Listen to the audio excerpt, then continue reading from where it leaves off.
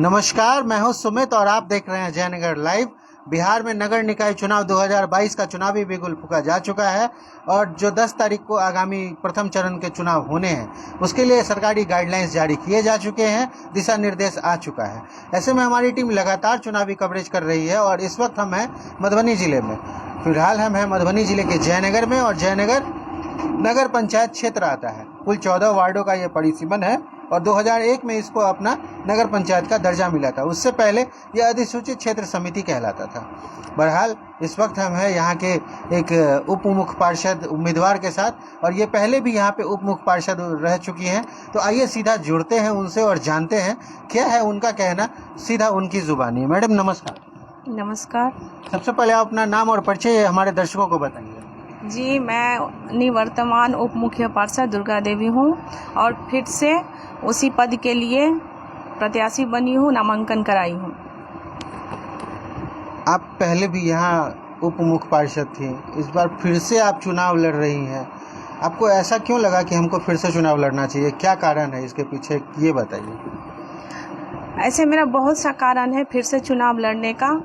जो घर से अगर महिला निकलती है तो अटेंडम कुछ पता नहीं रहता है उसको कि उसको क्या करना है। अभी बहुत सारे जैसे महिलाएं खड़ी है, आ गई है नॉमिनेशन करा के, पर हम जानते हैं वो किसी को पता नहीं होगा कि अगर हम चेयर पे बैठेंगे तो क्या करना है मुझे। बट हमने 2 सालों में बहुत कुछ ऐसे देखे हैं, क्योंकि हमको अनुभव नहीं था कोई चीज़ का। हम भी चेयर पे बैठे, हमारे पति का मन था कि हम भाई मतलब वार्ड पार्षद बने, चेयरमैन बने, तो उसके बाद उनकी मर्जी से हम बने। लेकिन कहीं भी कोई अता पता न होने के कारण बहुत सारे मतलब ऐसी चीज़ देखे जो कुछ भी कहीं पता नहीं था हमको।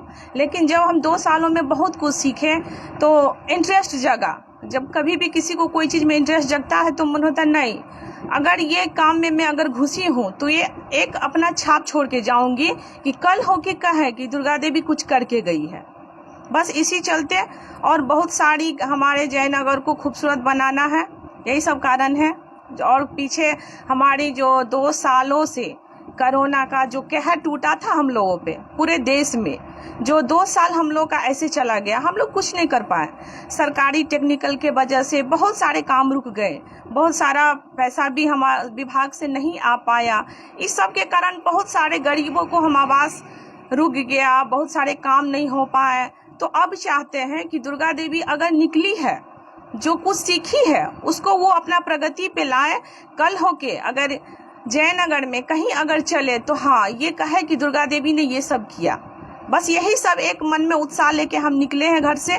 और ये इस बार ना ही मेरे पति का मन है और ना ही कुछ ऐसा दबाव में, अपने मन से अगर कोई महिला अगर कुछ जागरूक होती है, अगर एक बार बोलती है और कोई काम सीखती है तो वो करके भी दिखाती है। बस यही सब वजह है। चलिए, बखूबी आपने बताया कि आप क्यों फिर से राजनीति में सक्रिय रूप से आ रहे हैं और आना चाहते हैं। बहरहाल बीते 5 सालों का आपका कार्यकाल रहा है, या बीता आपका जो कार्यकाल रहा है, माफ़ी चाहेंगे, जो आपका कार्यकाल रहा है बीता, इसमें आपने कितने काम किए, क्या सब किया है, ये कुछ भी बताइए। बहुत सारे ऐसे लोग बोलते हैं कि कुछ काम नहीं हुआ, बट हम देख रहे हैं जो ही 2 साल तो चला गया, लेकिन फिर भी 2.5 साल 3 साल में बहुत सारे ऐसे विकास हुए हैं जो शायद देख के भी लोग अनदेखा कर रहे हैं। यहाँ पूरे जयनगर में लाइट की व्यवस्था नहीं थी, आज हर पोल पे लाइट है। बहुत लगभग 150 से ज़्यादा योजनाएं पूरे वार्ड में हुई है, मतलब पूरे 150 से भी ज़्यादा योजनाएं पूरे वार्ड में हुई है। जैसे क्या सब योजनाएं हैं और क्या कुछ काम किया, ये बताइए जरा विस्तार से।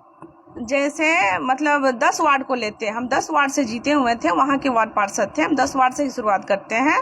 एक यहाँ मेरे घर के बगल में दुर्गेश जी है, उनके घर से लेकर गायत्री मंदिर तक आज से नहीं बहुत पहले से यहाँ कोई नाला निर्माण नहीं था, जिनको हम बनवाए हैं।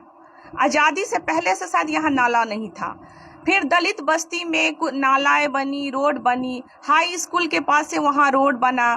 फिर बड़े बड़े फील्ड है वहाँ पे भी रोड नाला बनी है। और हमारे पूरे 14 वार्ड में 150 से अधिक बनाई है। हम मतलब योजनाएं हुई। हाँ, बहुत सारी योजनाएं हुई है वहाँ पे भी, हर वार्ड में हुई है। आप देख सकते हैं 1-2 करके हर वार्ड में हुई है योजना। ऐसा नहीं कि नहीं हुआ है। यहाँ कहते पार्क नहीं था, पहले पार्क नहीं था, बट अभी देखिए कि अभी पार्क भी है ब्लॉक के पास, वहाँ पे पार्क भी हम लोग बनवाए हैं।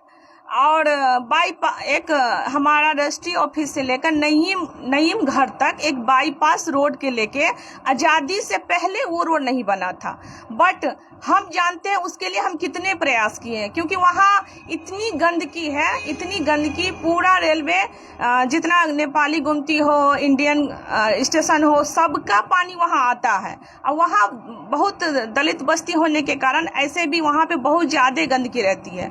उस रोड के लिए हम जानते हैं हमने क्या क्या किया।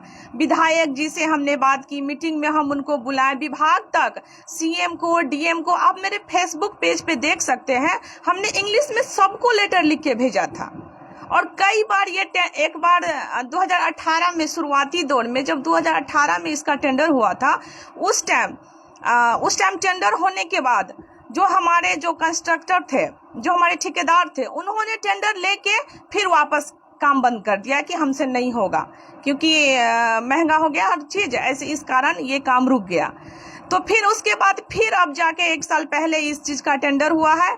और इस 1 साल में हम जानते हैं कि इसके लिए हम कितना मेहनत किए हैं, हर तरह से, चाहे डीएम को हो, चाहे सीएम को हो, चाहे विधायक हो, चाहे चेयरमैन हो, हम हर तरीका से अपना सफलता मतलब लगाए हैं ताकि वो रोड मेरा बन जाए। क्योंकि आज उस रोड पे सभी का नज़र है, आज जो भी देखते हैं बात करते, सबका नज़र उस रोड पे है। लेकिन एक बात हम आप लोगों से पूछना चाहते हैं, उस वार्ड पार्षद के उस वार्ड 10 वार्ड के हम वार्ड पार्षद हैं, क्या हम नहीं चाहते होंगे कि वो मेरा रोड बन जाए? बट वो मेहनत किसी को नहीं दिखी। आज मेरा फेसबुक आप लोग देख सकते हो, उसमें लेटर भी लिखा गया है, हम सब प्रूफ रखे कि हम क्या क्या किए हैं 10 वार्ड के लिए आज। लेकिन हम रोड में भी गए थे, 10 वार्ड मतलब वार्ड में भी गए थे, हम सबको बोल के आए कि अगर ये रोड नहीं बनेगा तो हम इलेक्शन में खड़े नहीं होंगे। लेकिन ऊपर वाले की दया है कि ये रोड बनने जा रहा है। इससे पूर्व जब वो रोड नहीं चला था, हम मुजफ्फरपुर भेज देते, वहां पे जेई कैंसिल करता था, मधुबनी भेजा जाता था, वहां पे जेई कैंसिल करता था। कुछ न कुछ टेक्निकल प्रॉब्लम के वजह से वो रोड रुकता रहा। लेकिन अब जाके कहीं वो रोड बनने के लिए सक्षम हुआ है, और भगवान की दया से चाहते हैं कि वो रोड जल्द से जल्द तैयार हो जाए। तो बहरहाल ये थी आपके बीते कार्यकाल की पूरी कहानी, जो आपने बखूबी बताया विस्तार रूप में। अगर आप चुनकर जनप्रतिनिधि के तौर पे जनता अगर चाहे तो आपको फिर से अगर लाती है, तो अगले 5 साल के लिए आपके पास रोड मैप क्या है इस क्षेत्र के लिए, यहाँ की जनता के लिए, ये बताइए। सबसे पहले तो नॉलेज न होने के कारण हमने अपना 2 साल गंवाए, 2 साल कोरोना गंवाया। बट जो अगर हम पढ़ चुके हैं, जो पढ़ाई हमने किया है राजनीति का, हम चाहते हैं हम अपने जयनगर को, मतलब जयनगर का हर रोड, हर नाला, मतलब ऐसा सुंदर दिखे। और ये बॉर्डर पे है, बॉर्डर पे होने के कारण, और इसको इंटरनेशनल बॉर्डर कहा जाता है, तो ये और ज़्यादा जैसे खूबसूरत लगे कि कोई कहे हम जयनगर गए थे, जयनगर में ये वातावरण है, जयनगर का ये शिक्षा है, जयनगर का ये माहौल है, वो तारीफ़े काबिल हम जयनगर को बनाना चाहते हैं। बहरहाल एक बात और आपसे जानना चाहेंगे, अभी तक आप जो उप मुख्य पार्षद थे या जो मुख्य पार्षद हुआ करते थे, मैं अपने दर्शकों को भी बता दूं, वो वार्ड पार्षदों के द्वारा चुना जाता था। कुछ एक लोग होते थे जो आपसी सहमति से चुने जाते थे, लेकिन इस बार ये परिसीमन टूट गया है और सरकार ने जनता के हाथ में सीधा पावर दिया है। इस बार वो खुद से अपने पसंद का उप मुख्य पार्षद और मुख्य पार्षद चुन सकते हैं। तो इस बार आप चुनावी मैदान में फिर से हैं। पिछले बार आपको वार्ड पार्षदों ने चुना था, आप खुद भी वार्ड पार्षद थे।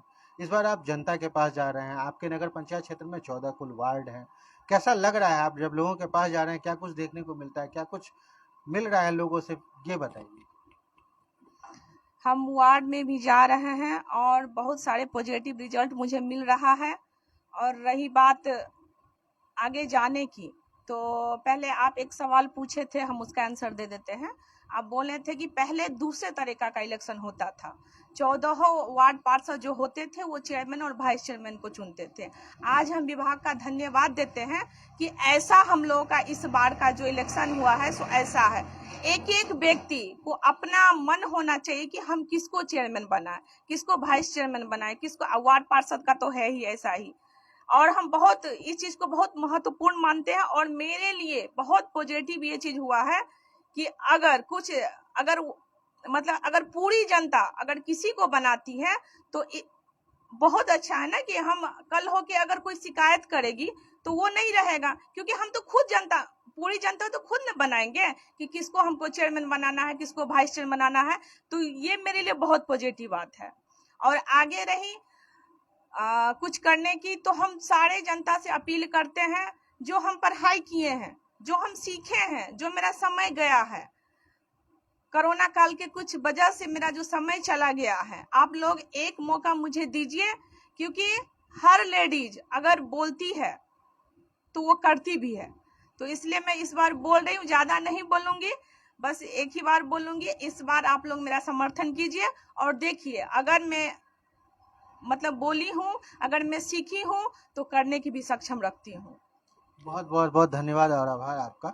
तो ये थी उप मुख्य पार्षद निवर्तमान और इस बार की उम्मीदवार दुर्गा देवी, जिन्होंने बखूबी बताया अपने बीते कार्यकाल के बारे में और आगामी 5 साल का जो उनका रहा है वो कुछ रोड मैप और विजन, वो सब कुछ बताया है। बहरहाल हम जुड़ते हैं उनसे और जानते हैं और कुछ शायद उनको कहना है। बस जी बताइए। और ये बोलना है कि अगर कोई, जैसे एक विवेकानंद जी का सवाल था कि जैसे कहीं पे एक स्टोरी हम आपको बताना चाहते हैं कि 4 जेंट्स बैठ के कहीं बातें कर रहे थे कि आखिर ये महिलाओं के लिए क्या करना चाहिए, आखिर महिलाएं क्या कर सकती है। तो विवेकानंद जी ने कहा उनको, उनके सवालों का आंसर दिया कि पहले सुनिए, just educate them and leave them to their own destiny, you don't have do anything more than that. इसका मतलब ये होता है कि बस उसको एजुकेट दीजिए, उसके बाद उसके पर छोड़ दीजिए, वो क्या करती है वो खुद आपको उसके लिए कुछ करना नहीं पड़ेगा।